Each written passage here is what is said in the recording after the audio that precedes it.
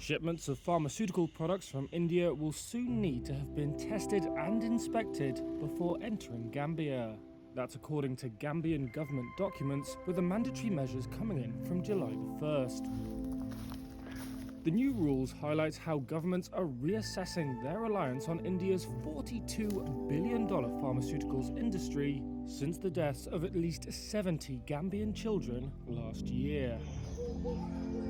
They were mostly under 5 and died from acute kidney injury. The doctors linked to Indian-made cough syrups.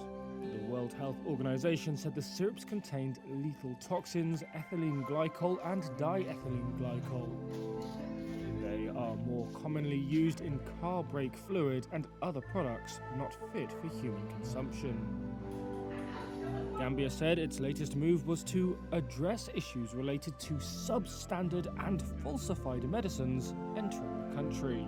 That was in a letter sent by the Executive Director of Gambia's Medicines Control Agency, Marku Janet Caira, to India's Drug Controller General Rajeev Singh.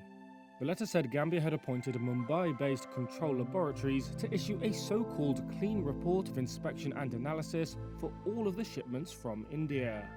Janet Caira told Reuters the rule only applies to India for now. Since June the 1st, India, whose industry supplies nearly half of the pharmaceuticals used in Africa, has also made tests mandatory for all cough syrups before they are exported.